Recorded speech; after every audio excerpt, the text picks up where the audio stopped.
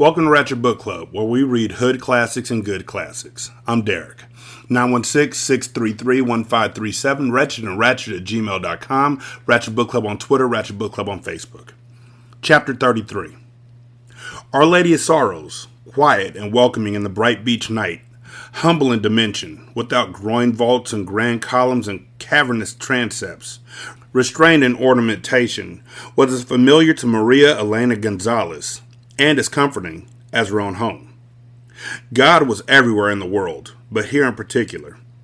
Maria felt happier the instant she stepped through the entrance door into the narthex. The benediction service had concluded, and the worshippers had departed. Gone too were the priests and the altar boys.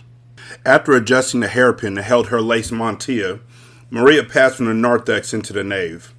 She dipped 2 fingers into the holy water that glimmered in the marble font, and crossed herself. The air was spicy with incense and with the fragrance of the lemon oil polish used on the wooden pews. At the front, a soft spotlight focused on a life-size crucifix.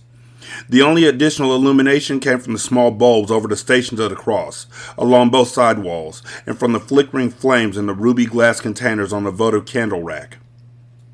She proceeded down the shadowy center aisle, genuflected at the chancel railing, and went to the votive rack.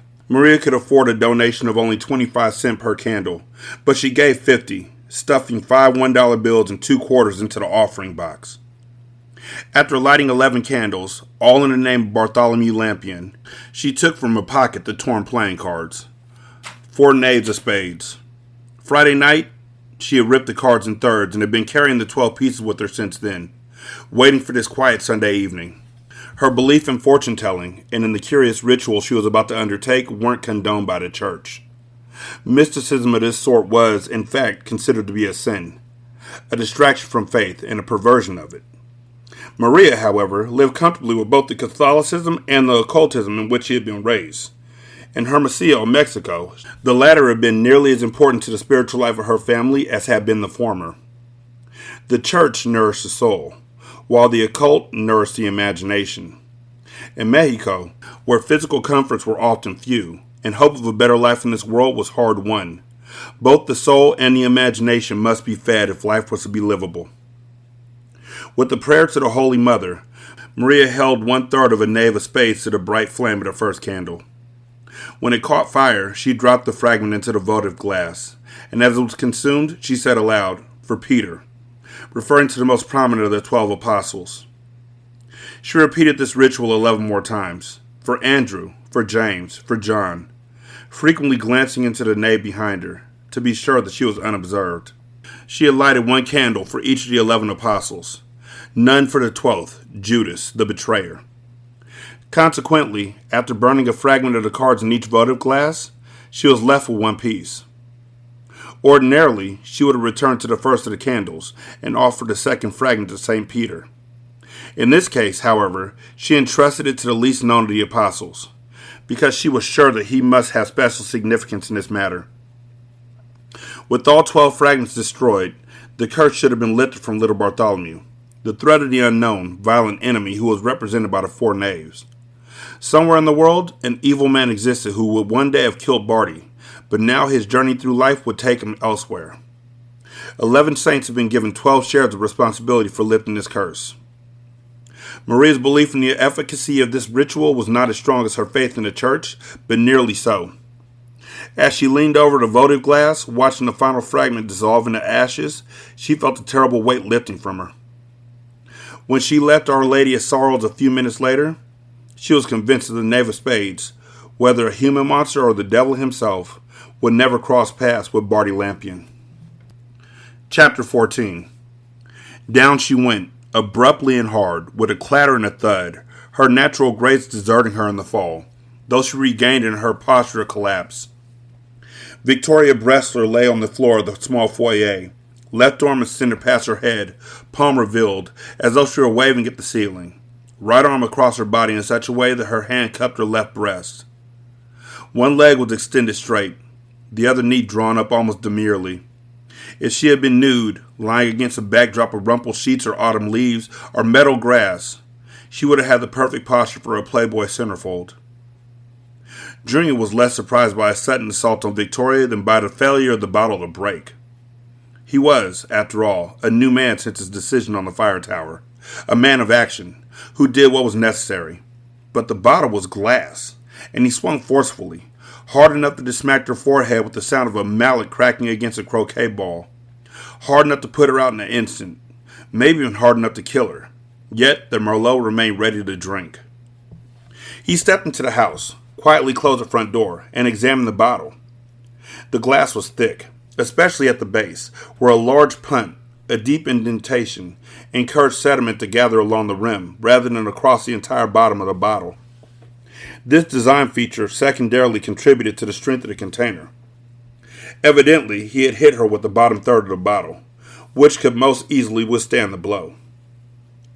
A pink spot in the center of Victoria's forehead marked the point of impact. Soon it would be an ugly bruise. The skull bone did not appear to be cratered. As hard of head as she was hard of heart, Victoria had not sustained serious brain damage, only a concussion.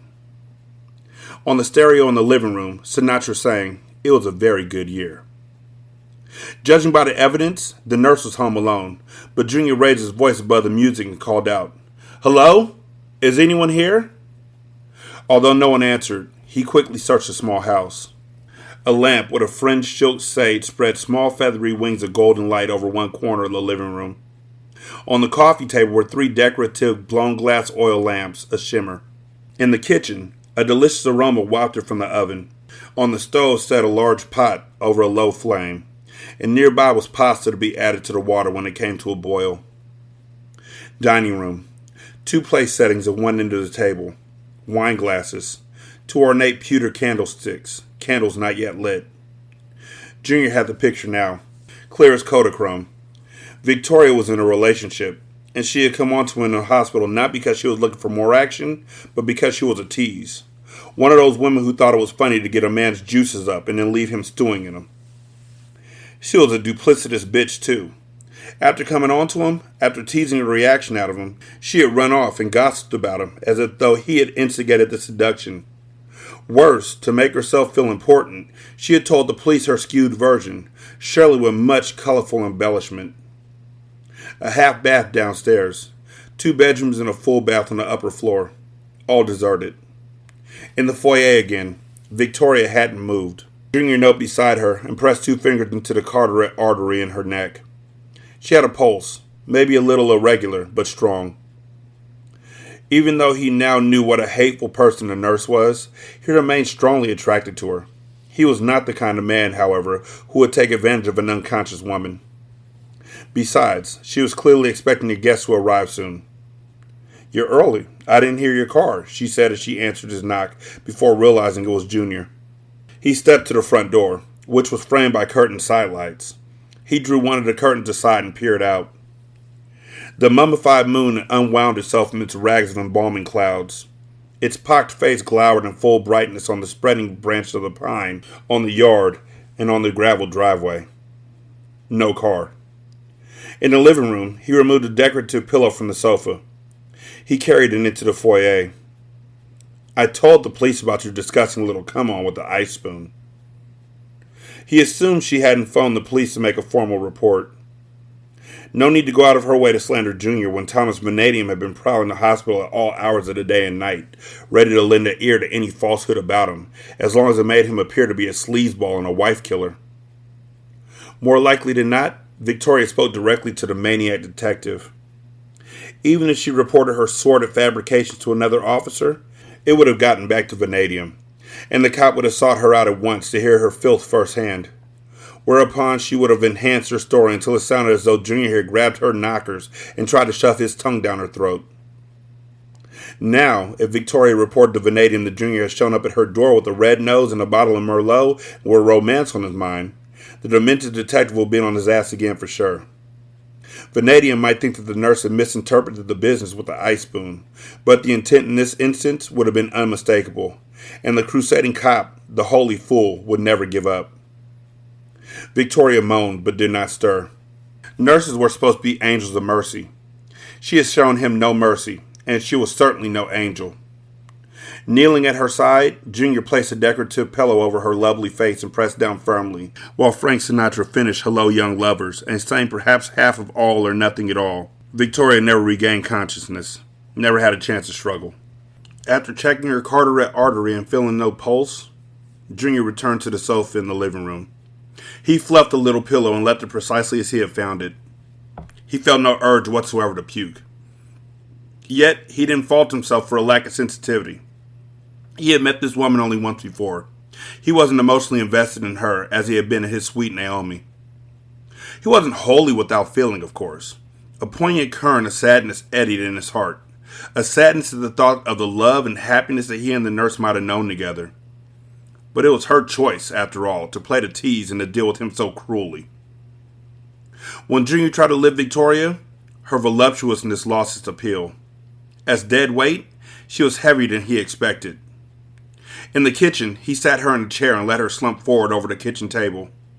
With her arms folded, with her head on her arms turned to one side, she appeared to be resting. Heart racing, but reminding himself the strength and wisdom arose from a calm mind, Junior stood in the center of the small kitchen, slowly turning to study every angle of the room. With the dead woman's guests on the way, minutes were precious. Attention to detail was essential, however, regardless of how much time was required to properly stage a little tableau that might disguise murder as a domestic accident. Unfortunately, Cesar Z had not written a self-help book on how to commit homicide and escape the consequences thereof, and as before, Junior was entirely on his own. With haste and an economy of movement, he set to work. First, he tore 2 paper towels from a wall-mounted dispenser and held one in each hand as makeshift gloves. He was determined to leave no fingerprints. Dinner was cooking in the upper of the 2 ovens. He switched on the bottom oven, setting it at warm, and dropped open the door. In the dining room, he picked up the 2 dinner plates from the place settings. He returned with them to the kitchen and put them in the lower oven, as though Victoria were using it as a plate warmer. He left the oven door open. In the refrigerator, he found a stick of butter in a container with a clear plastic lid. He took the container to the cutting board beside the sink, to the left of the cooktop, and opened it. A knife already lay on the counter nearby. He used it to slice 4 pats of butter, yellow and creamy, each half an inch thick, off the end of the stick. Leaving 3 of the pats in the container, he carefully placed the 4th on the vinyl tile floor. The paper towels were spotted with butter. He crumpled them and threw them into the trash. He intended to mash the sole of Victoria's right shoe in the pat of butter and leave a long smear on the floor, as though she slipped on it and fell towards the ovens. Finally, holding her head in both hands, he would have to smash her brow with considerable force into the corner of the open oven door, being careful to place the point of impact precisely where the bottle had struck her. He supposed that the Scientific Investigation Division of the Oregon State Police might find at least one reason to be suspicious of the tragic scenario that he was creating. He didn't know much about the technology the police might employ at a crime scene, and he knew even less about forensic pathology. He was just doing the best job he could. The Spruce Hills Police Department was far too small to have a full-blown scientific investigation division. And if the tableau presented to them appeared convincing enough, they might accept the death as a freak accident and never turn to the state police for technical assistance.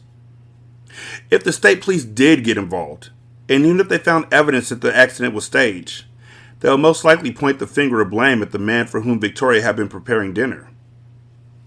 Nothing remained to be done but to press her shoe into the butter and hammer her head into the corner of the oven door. He was about to lift the body out the chair when he heard the car in the driveway. He might not have caught the sound of the engine so distinctly and early if the stereo had not been in the process of changing albums. No time now to arrange a corpse reviewing. One crisis after another.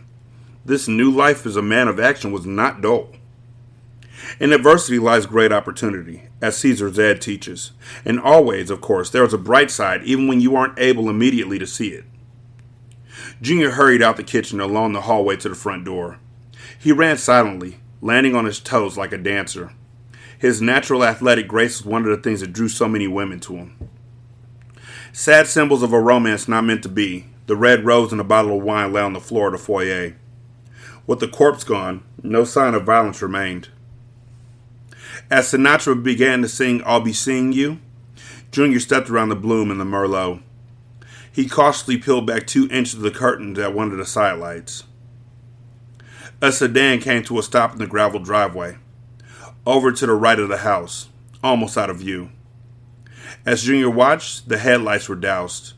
The engine shut off. The driver's door opened. A man got out of the car, a shadowy figure in the fearsome yellow moonlight. The dinner guest. Chapter 35. Implode. To burst inward under pressure, like the hull of a submarine at too great a depth. Junior had learned implode from a self-help book about how to improve your vocabulary and be well-spoken. At the time, he had thought that this word, amongst others in the list he had memorized, was one he would never use. Now it was a perfect description of how he felt, as if he were going to explode. The dinner guest leaned back into the car, as though to retrieve something. Perhaps he, too, had been considerate enough to bring a small gift for his hostess. When Victoria failed to answer the door, this man would not simply go away. He had been invited. He was expected. Lights were on in the house. The lack of a response to his knock would be taken as a sign that something was amiss. Junior was at critical depth. The psychological pressure was at least 5,000 pounds per square inch and growing by the second. Implosion imminent. If he were left standing on the porch, the visitor would circle the house, peering in windows where the drapes were not drawn, trying the doors in hopes of finding one unlocked. Fearful that Victoria was sick or injured, that perhaps she had slipped on a pat of butter and cracked her head against the corner of an open oven door, he might try to force his way inside, break a window. Certainly he would go to the neighbors to call the police. 6,000 pounds per square inch. 8. 10. Junior sprinted into the dining room and snatched one of the wine glasses off the table. He seized one of the pewter candlesticks as well, knocking the candle out of it. In the foyer again, about 6 feet inside the front door, he stood the wine glass on the floor. He placed a bottle of Merlot beside the glass, the red rose beside the bottle, like a still life painting titled Romance. Outside, a car door slammed. The front entrance wasn't locked. Junior quietly turned the knob and pulled gently, letting the door drift inward. Carrying the candlestick, he raced to the kitchen at the end of the short hall. The door stood open, but he had to enter the room to see Victoria slumped in one of the 2 chairs at the small dinette. He slipped behind the door and raised the pewter candlestick over his head. Weighing perhaps 5 pounds, the object made a formidable bludgeon, almost as good as a hammer. His heart knocked furiously. He was breathing hard. Strangely, the aroma of dinner cooking, previously delicious, now smelled like blood to him, pungent and raw. Slow, deep breaths. Per Zed, slow, deep breaths. Any state of anxiety, regardless of how powerful, could be ameliorated or even dissipated altogether by taking slow, deep breaths. Slow, deep breaths. And by remembering that each of us has a right to be happy, to be fulfilled, to be free of fear. Over the final refrain of I'll Be Seeing You came a man's voice from the foyer, raised quizzically, with perhaps a note of surprise. Victoria? Slow and deep. Slow and deep. Calmer already. The song ended. Junior held his breath, listening. In the brief silence between cuts on the album, he heard the clink of the wine glass against the bottle of Merlot, as the visitor evidently gathered them from the floor. He had assumed that the dinner guest was Victoria's lover, but suddenly he realized that might not be the case. The man might be nothing more than a friend, her father, or a brother, in which case the invitation to romance, posed by the coquettishly arranged wine and rose, would be so wildly inappropriate that the visitor would know at once something was wrong. Boeotian. Another word learned to enhance vocabulary and never before used. Boeotian. A dull, obtuse, stupid person.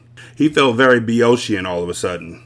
Just as Sinatra broke into song again, Junior thought he heard a footstep on the wood floor of the hallway, and the creak of a board. The music masked the sounds of the visitor's approach, if, indeed, he was approaching. Raised high the candlestick. In spite of the masking music, breathed shallowly and through the mouth. Remained poised, ready. The pewter candlestick was heavy. This would be messy work. Gore made him sick. He refused to attend movies that dwelt on the consequences of violence, and he had even less of a stomach for blood in real life. Action. Just concentrate on action and ignore the disgusting aftermath. Remember the runaway train and the bus full of nuns stuck on the tracks. Stay with the train. Don't go back to look at the smashed nuns. Just keep moving forward and everything will be alright. A sound. Very close. The other side of the open door. Here, now, the dinner guest, entering the kitchen. He carried the wine glass and the rose in his left hand. The Merlot was tucked under his arm. In his right hand was a small, brightly wrapped gift box. As he entered, the visitor's back was to Junior, and he moved toward the table, where dead Victoria sat with her head on her folded arms. She looked for all the world as though she were just resting. "What's this?" the man asked her, as Sinatra swooped through Come Fly With Me. Stepping forward lightly, as he swung the candlestick, Junior saw the dinner guest stiffen, perhaps sensing danger or at least movement, but it was too late. The guy didn't even have time to turn his head or duck. The pewter bludgeon slammed into the back of his skull with a hard puck. The scalp tore, blood sprang forth, and the man fell as hard as Victoria had fallen under the influence of a good Merlot. Although he went face down, not face up as she had done. Taking no chances, Junior swung the candlestick again, bending down as he did so. The second impact was not as solid as the first. A glancing blow, but effective.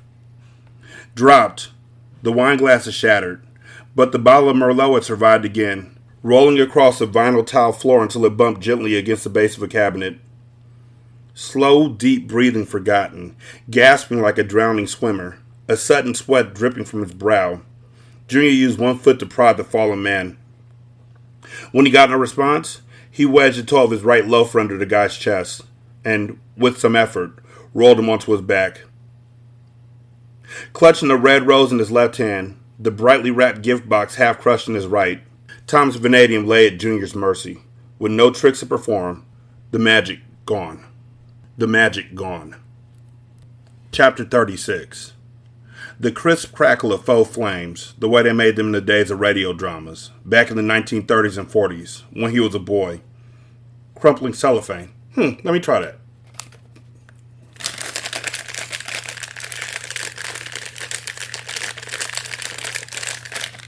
Nah, I can't see it. Sitting alone at the corner table at the kitchenette of his apartment, Jacob made more fire sounds as he stripped the clear cellophane off a second new deck of playing cards, then off a third and a fourth. He possessed vast files on tragic fires, and most of them were committed to memory. In Vienna's magnificent Ring Theater, December 8th, 1881, a blaze claimed 850 lives. On May 25th, 1887, 200 dead at the Opera Comique, Paris.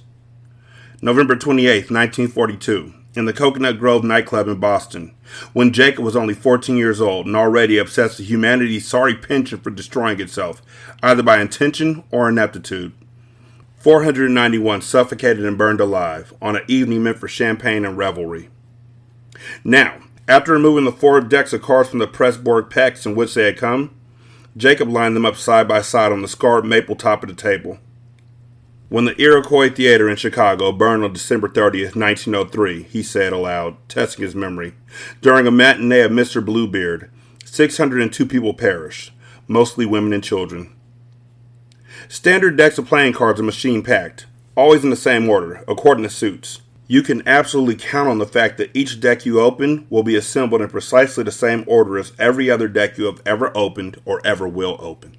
This unfailing consistency of packaging enables card mechanics, professional gamblers, sleight-of-hand magicians, to manipulate a new deck with confidence that they know, starting, where every card can be found in the stack.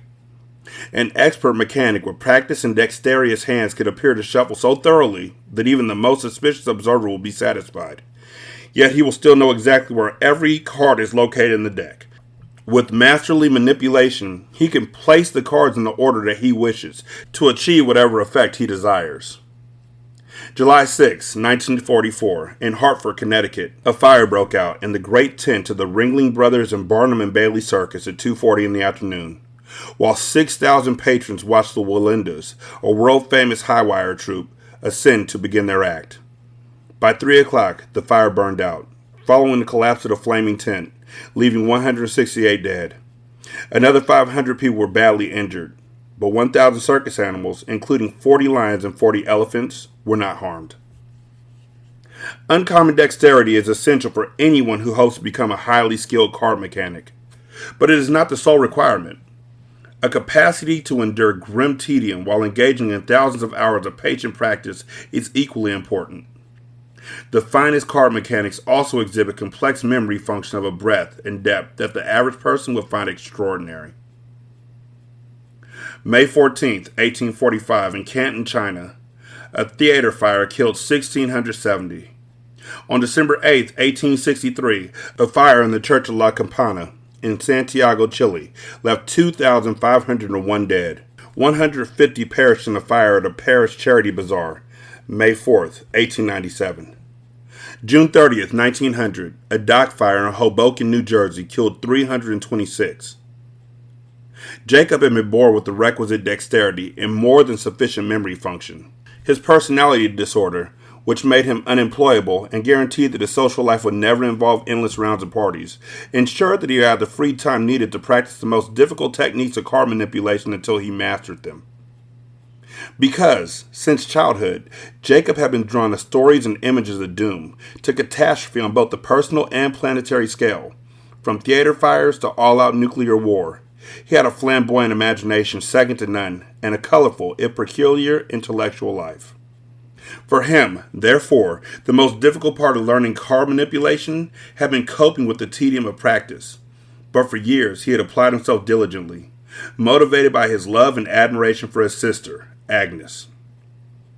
Now, he shuffled the first of the 4 decks precisely as he had shuffled the first deck on Friday evening, and he set it aside.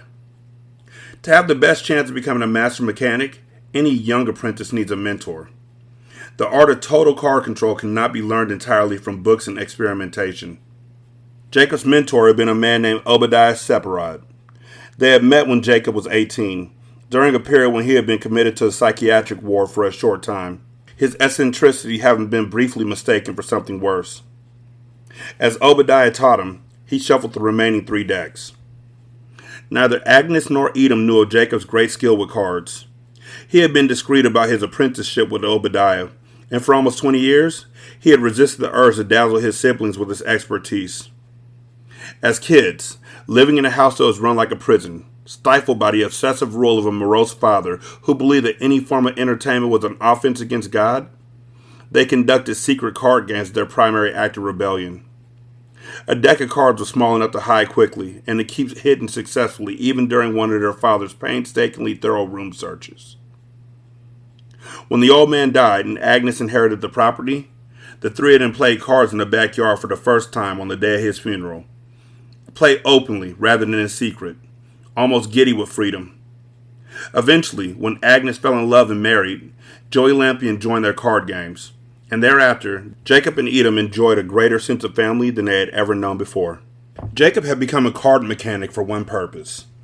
Not because he'd ever be a gambler, not to wow friends with card tricks, not because the challenge intrigued him.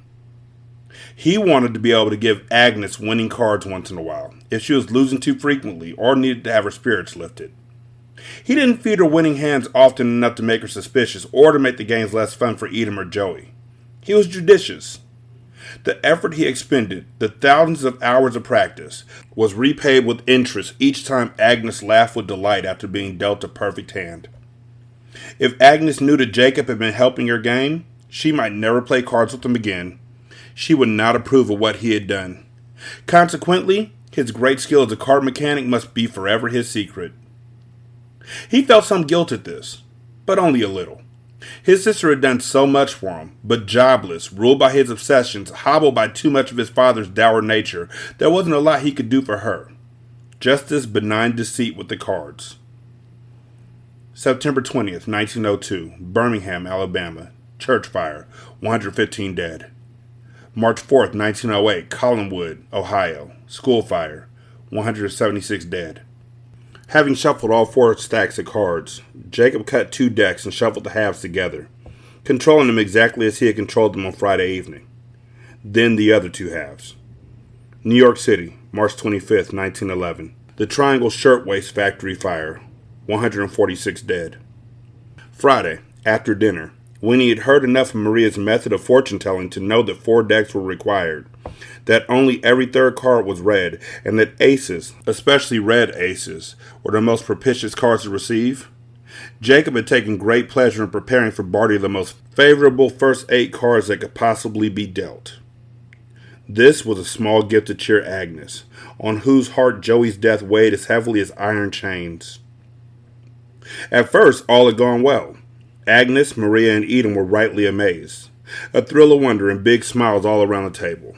They were enthralled by the astoundingly favorable fall of cards, a breathtaking mathematical improbability. April 23rd, 1940, Natchez, Mississippi, dance hall fire, 198 dead. December 7th, 1946, Atlanta, Georgia, the Winecoff Hotel fire, 119 dead. Now, on his kitchenette table, 2 nights after Maria's reading, Jacob finished integrating the 4 decks as he had done Friday in the dining room in the main house. His work completed, he sat for a while, staring at the stack of cards, hesitant to proceed. April 5th, 1949, Effingham, Illinois. A hospital fire killed 77. In his voice, he heard a tremor that had nothing to do with the hideous deaths of Effingham more than 16 years previous.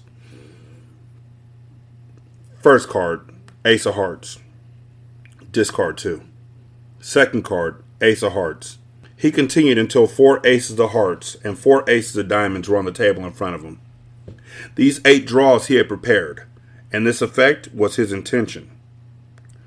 Mechanics have reliably steady hands, yet Jacob's hand shook as he discarded 2 cards and slowly turned over the 9th draw. This ought to be a 4 of clubs, not a jack of spades. And a 4 of clubs it was. He turned over the 2 most recent discards. Neither was a jack of spades, and both were what he expected them to be. He looked at the 2 cards following the 4 of clubs in the stack.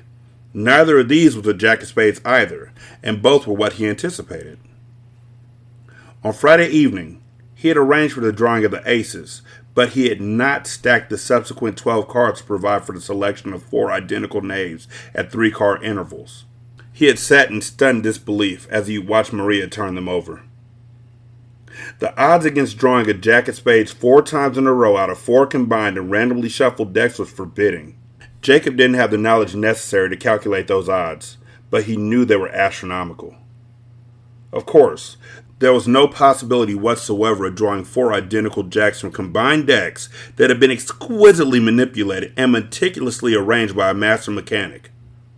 Unless the effects of the jacks were intended, which in this case it was not. The odds couldn't be calculated because it could never happen.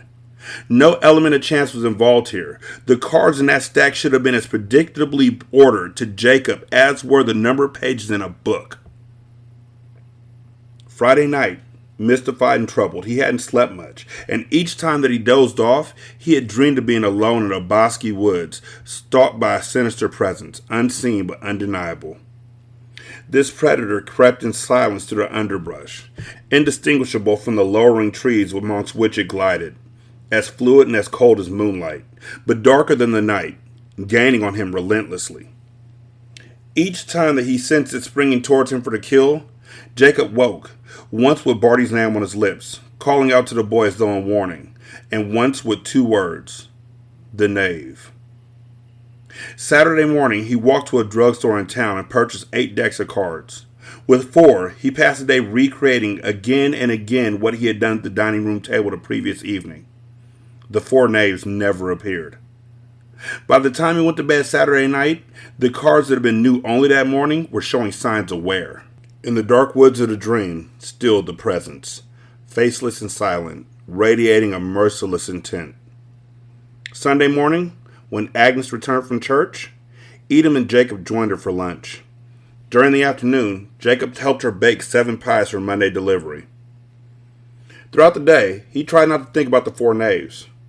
But he was an obsessive, of course, so in spite of all his trying, he did not succeed. Sunday evening, here he was, cracking open 4 new decks, as if fresh cards might enable the magic to repeat. Ace, ace, ace, ace of hearts. December 1st, 1958, in Chicago, Illinois, a parochial school fire killed 95. Ace, ace, ace, ace of diamonds. 4 of clubs. If magic explained the Jacks on Friday evening, maybe it was a dark variety of magic. Maybe he shouldn't be endeavoring to summon once more whatever spirit was responsible for the 4 knaves. July 14th, 1960, in Guatemala City, Guatemala. A fire in a mental hospital. 225 dead. Curiously, reciting these facts usually calmed him, as though speaking of disaster would ward it off. Since Friday, however, he had found no comfort in his usual routines. Reluctantly, Jacob finally returned the cards to the packs and admitted to himself the superstition had seized him and would not let go. Somewhere in the world was a knave, a human monster.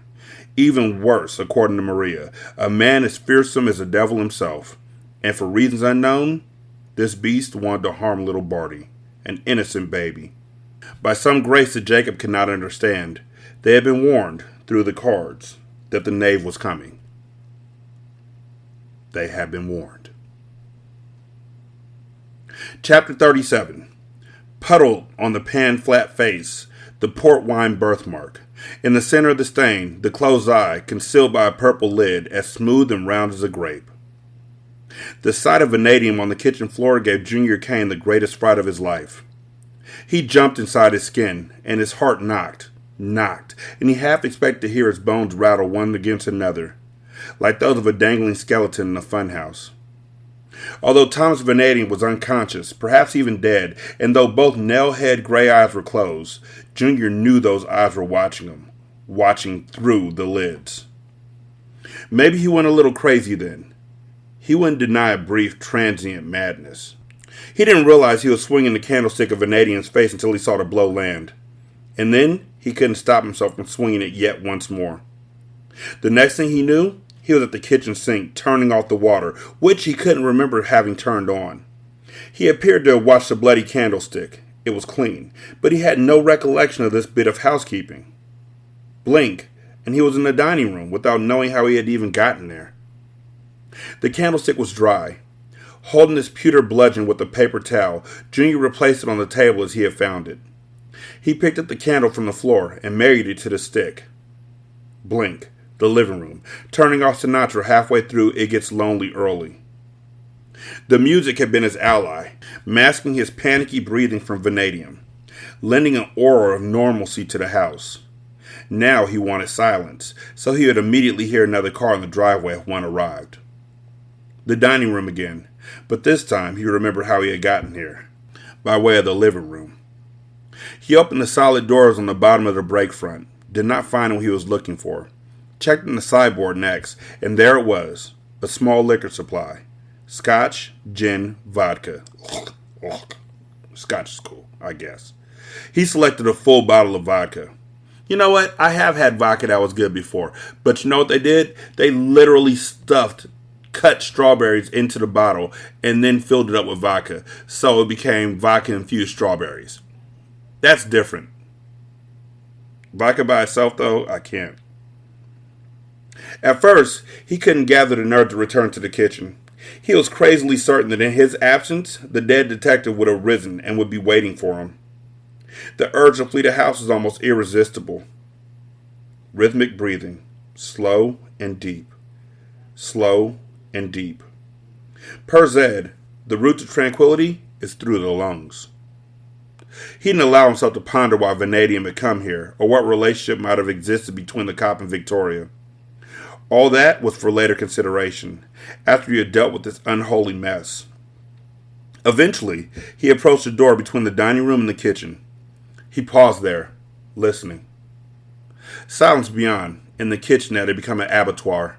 Of course, when turning the quarter across his knuckles, the cop had made no noise, and he had glided across the hospital room, in the dark, with feline stealth.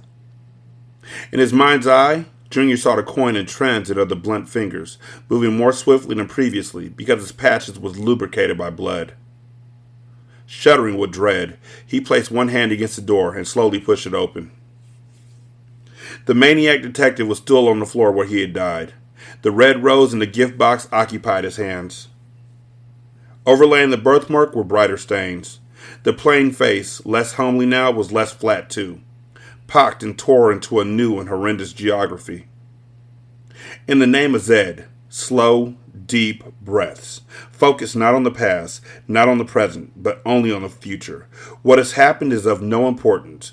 All that matters is what will happen next. The worst was behind him. So keep moving. Don't get hung up on the disgusting aftermath. Keep whistling along like a runaway train. Clean up, clean out, roll on. Fragments of a broken wine glass crunched under his shoes as he crossed the small kitchen to the dinette. He opened a bottle of vodka and put it on the table in front of the dead woman. His previous plan to create a tableau, butter on the floor, oven open door, to portray Victoria's death as an accident was no longer adequate. A new strategy was required. Vanadium's wounds were too grievous to pass for accidental injuries. Even if there were some way to disguise them through clever staging, no one would believe that Victoria had died in a freak fall, and that Vanadium, rushing to her side, had slipped and tumbled and sustained mortal head injuries as well. Such a strong whiff of slapstick would put even the Spruce Hills police onto the scent of murder. Okay, so orbit this moon of a problem and find its bright side. After taking a minute to steel himself, Junior squatted next to the dead detective. He did not look at the battered face. Dare to meet those shuttered eyes, and they might spring open, full of blood, and fix him with a crucifying stare. Many police agencies required an officer to carry a firearm, even when off duty. If the Oregon State Police had no such rule, Vanadium most likely carried one anyway, because in his crazy-as-a-snake mind, he was never a private citizen, always a cop, always a relentless crusader. A quick tug on each pants cuff revealed no ankle holster, which was how many cops would choose to carry an off-duty piece. Averting his eyes from Vanadium's face, Junior moved farther up the stocky body. He folded back the tweed sports jacket to reveal a shoulder holster. Junior didn't know much about guns. He didn't approve of them. He never owned one. This was a revolver, no safety to figure out. He fiddled with the cylinder until it swung open. 5 chambers, a gleaming cartridge in each. Snapping the cylinder into place, he rose to his feet. Already he had a new plan, and the cop's revolver was the most important tool that he required to implement it. Junior was pleasantly surprised by his flexibility and by his audacity. He was, indeed, a new man, a daring adventurer, and by the day he grew more formidable. The purpose of life was self-fulfillment, per Zed, and Junior was so rapidly realizing his extraordinary potential that surely he would have pleased his guru. Sliding Victoria's chair away from the table, he turned her to face him. He adjusted her body so her head was tipped back and her arms were hanging slack at her sides. Beautiful she was, both of face and form, even with her mouth gaping wide and her eyes rolled back in her skull. How bright her future might have been if she had not chosen to deceive. A tease was, in essence, a deceiver, promising what she never intended to deliver. Such behavior as hers was unlikely to lead to self-discovery, self-improvement, and fulfillment. We make our own misery in this life. For better or worse, we create our own futures. I'm sorry about this, Junior said. Then he closed his eyes, held the revolver in both hands, and at point-blank range he shot the dead woman twice. The recoil was worse than he expected. The revolver bucked in his hands. Off the hard surface of the cabinet, refrigerator, and ovens, the twin reports crashed and rattled. The window panes briefly thrummed. Junior wasn't concerned that the shots would attract unwanted attention. These large rural properties and a plenitude of muffling trees made it unlikely that the nearest neighbor would hear anything. With the second shot, the dead woman tumbled out of her chair, and the chair clattered onto its side. Junior opened his eyes and saw that only the second of the 2 rounds had found its intended mark. The first had cracked through the center of a cabinet door, surely shattering dishes within. Victoria lay face up on the floor.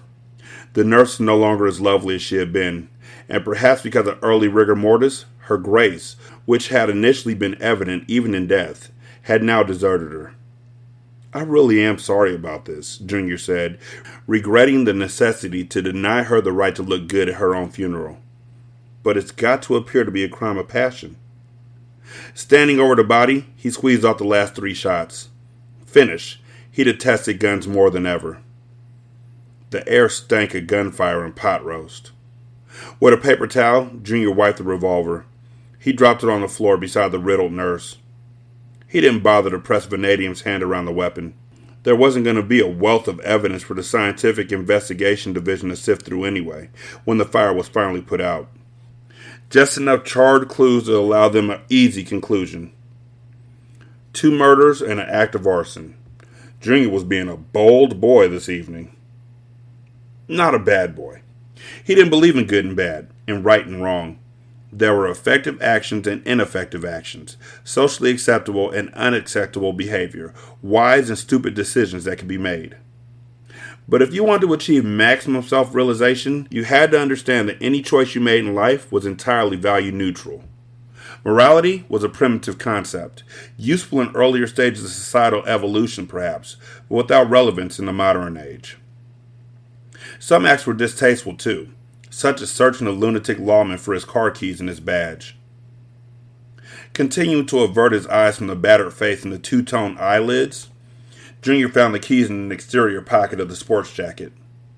Their credentials were tucked in an interior pocket, a single fold leather holder containing a shiny badge and a photo ID. He dropped the holder on top of the club's smothered shot nurse. Now out of the kitchen, along the hall and up the stairs, 2 at a time in Victoria's bedroom. Not with the intention of snaring a preferred souvenir, merely to find a blanket. In the kitchen again, Junior spread the blanket on the floor, to one side of the blood. He rolled Vanadium onto the blanket, and drew the ends of it together, fashioning a sled with which to drag the detective out of the house. The cot weighed too much to be carried any distance. The blanket proved effective. The decision to drag him was wise, and the whole process was value neutral. An unfortunately bumpy ride for the deceased, along the hallway, through the foyer, across the entry threshold, down the porch steps, across a lawn dappled with pine shadows and yellow moonlight, to the gravel driveway. No complaints. Junior couldn't see the lights of the nearest other houses. Either those structures were screened by trees, or the neighbors weren't home. Vanadium's vehicle, obviously not an official police sedan, was a blue 1961 Studebaker Lark Regal, a dumpy and inelegant car. It looked as though it had been designed specifically to complement the stocky detective's physique. When Junior opened the trunk, he discovered the fishing gear and 2 wooden carriers full of carpenter's tools left no room for a dead detective. He would be able to make the body fit only if he dismembered it first. He was too sensitive a soul to ever be able to take either a handsaw or a power saw to a corpse. Only madmen were capable of such butchery. Hopeless lunatics like Ed Gein, out there in Wisconsin, arrested just 7 years ago when Junior had been 16. Ed, the inspiration for Psycho, had constructed mobiles out of human noses and lips. He used human skin to make lampshades and to upholster furniture. His soup bowls had once been human skulls. He ate the hearts and selected other organs of his victims, wore a belt fashioned from nipples, and occasionally danced under the moon while masked by the scalp and face of a woman he had murdered. Shivering, Junior slammed the trunk lid and warily surveyed the lonely landscape. Black pines spread bristled arms to the charry night, and the moon cast down a jaundiced light that seemed to obscure more than it illuminated. Junior was free of superstition. He believed in neither gods nor demons, or anything in between. Nevertheless, with Gein in mind, how easy it was to imagine that a monstrous evil lurked nearby, watching, scheming, driven by an unspeakable hunger. In a century torn by 2 world wars, marked by the boot heels of men like Hitler and Stalin, the monsters were no longer supernatural, but human, and their humanity made them scarier than vampires and hell-born fiends.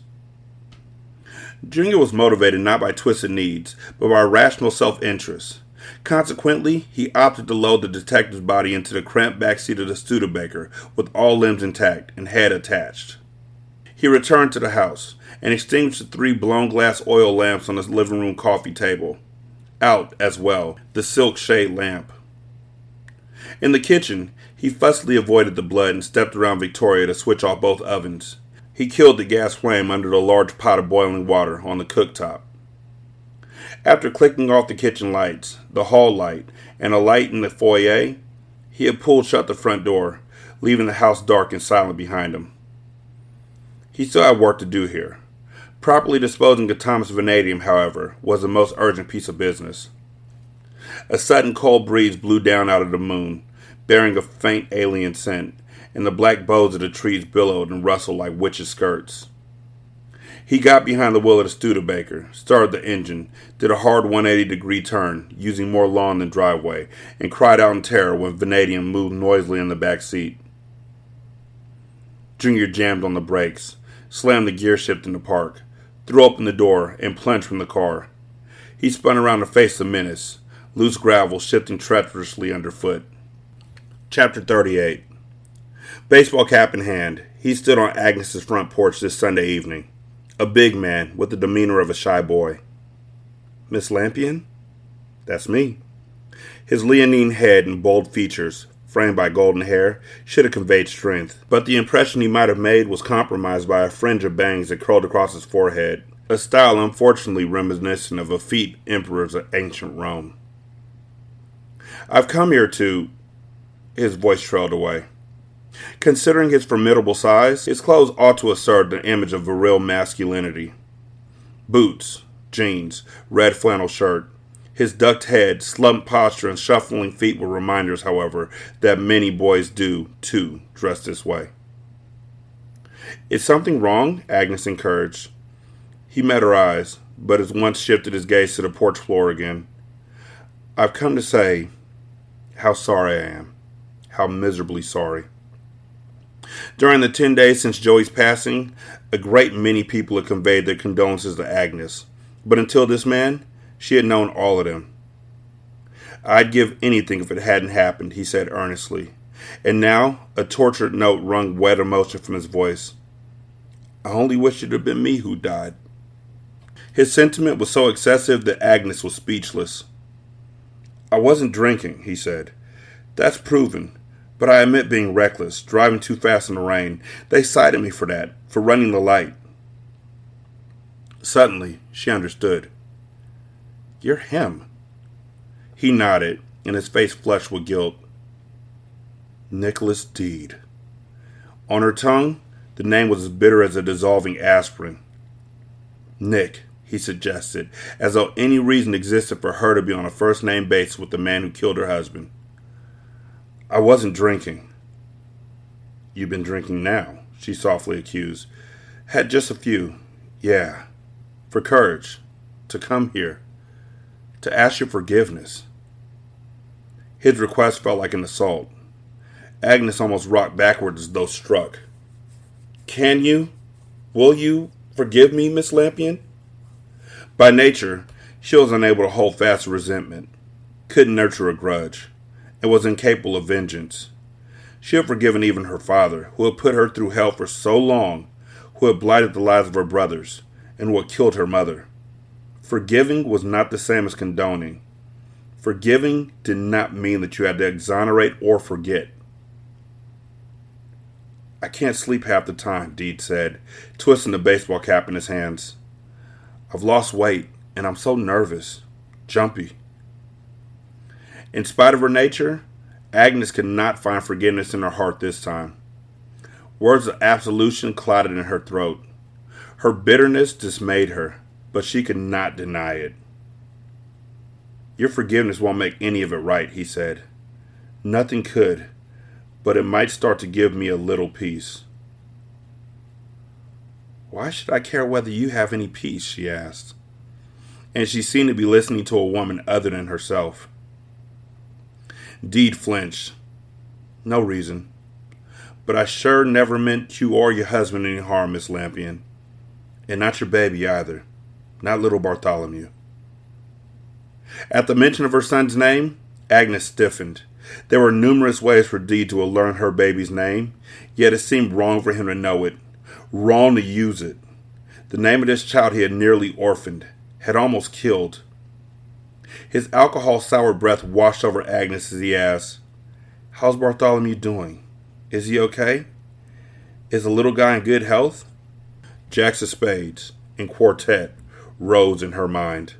Remembering the ringleted yellow hair of the faithful figure on the playing cards, Agnes fixated on Deed's blonde bangs, which curled across his broad brow. There's nothing here for you, she said, stepping back from the door in order to close it. Please, Miss Lampion, Strong emotion carved Deed's face. Anguish, perhaps, or anger. Agnes wasn't able to interpret his expression, not because he was in the least difficult to read, but because her perceptions were skewed by sudden fear and a flood of adrenaline. Her heart seemed to spin like a flywheel in her breast. "Wait," said Deed, holding out one hand either beseechingly or to block the door. She slammed it shut before he could stop her, whether he had intended to stop her or not, and he engaged the deadbolt lock. Beveled, cracked, distorted, divided into petals and leaves, Deed's face beyond the leaded glass, as he leaned closer to try and peer inside, was the countenance of a dream demon swimming up out of a nightmare lake. Agnes ran to the kitchen, where she had been working when the doorbell rang, packing boxes of groceries to be delivered with the honey raisin pear pies that she and Jacob had baked that morning. Barty's bassinet was beside the table. She expected him to be gone, snatched by an accomplice who had come in the back way while Deed had distracted her at the front door. The baby was where she had left him, sleeping serenely. To the windows then, drawing all the blinds securely down, and still, irrationally, she felt watched. Trembling, she sat beside the bassinet and gazed at him with such love that the force of it ought to have rocked him awake. She expected Deed to ring the doorbell again. He did not. "Imagine me thinking you'd be gone," she said to Barty. "Your old mum is losing it. I never made a deal with Rumpelstiltskin, so there's nothing for him to collect." She couldn't kid herself out of her fear. Nicholas Deed was not the knave. He had already brought all the ruin into their lives that he was going to bring. But a knave there was, somewhere, and his day would come. To avoid making Maria feel responsible for the dire turn of mood when red aces were followed by disturbing jacks, Agnes had pretended to take her son's card-told fortune lightly, especially the frightful part of it. In fact, a coldness had twisted through her heart. Never before had she put faith in any form of prognostication. In the whispery falling of those 12 cards, however, she heard the faint voice of truth. Not quite a coherent truth, not quite as clear a message as she might have wished, but a murmur that she couldn't ignore. Tiny Bartholomew wrinkled his face in his sleep. His mother said a prayer for him. She also sought forgiveness for the hardness with which she had treated Nicholas Deed, and she asked to be spared the visitation of the knave. 916-633-1537, Ratchet and Ratchet at gmail.com, Ratchet Book Club on Twitter, Ratchet Book Club on Facebook. Leave a review on Spotify, leave a review on Podchaser, copy and paste that into Apple Podcasts, and copy and paste that into the Good Pods app. You can donate to the show at patreon.com/singlesimulcast, or on the Good Pods app, there's a tip jar, or at buymeacoffee.com/sscast. Thank you so much for listening. I greatly appreciate it. Y'all be good. I'm going to holler at you later. Peace.